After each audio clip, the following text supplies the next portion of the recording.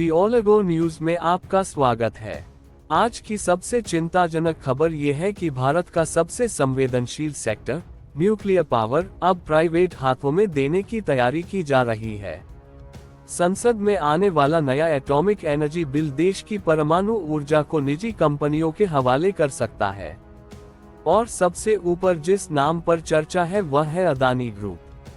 साल 2014 से 2025 तक देश के कई बड़े सेक्टर एक एक करके अदानी समूह के नियंत्रण में जाते दिखे। एयरपोर्ट, पोर्ट, कोयला खदानें, बिजली, गैस, सोलर, सड़कें, डाटा सेंटर, स्मार्ट मीटर और अब अगला कदम है न्यूक्लियर पावर। ये वही सेक्टर है जो किसी भी देश में सिर्फ सरकार के पास होता है, क्योंकि यह सुरक्षा, रक्षा और जनता के भविष्य से सीधा जुड़ा होता है।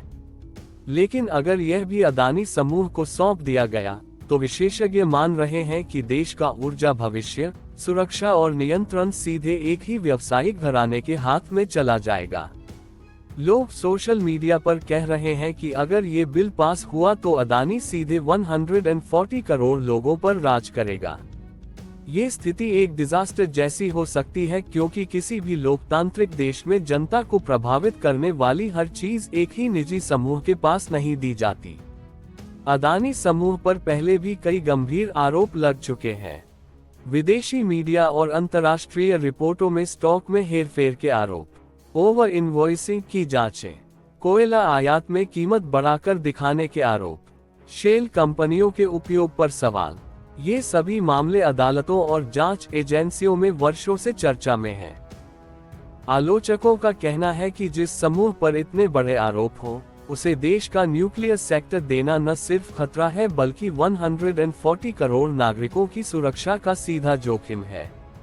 विशेषज्ञ चेतावनी दे रहे हैं कि अगर न्यूक्लियर कंट्रोल एक प्राइवेट समूह के पास चला गया तो यह न सिर्फ ऊर्जा पर नियंत्रण होगा, बल्कि आने वाले समय में ये देश की अर्थव्यवस्था, बिजली की कीमत, सुरक्षा नीतियों और नागरिकों के भविष्य को प्रभावित करेगा।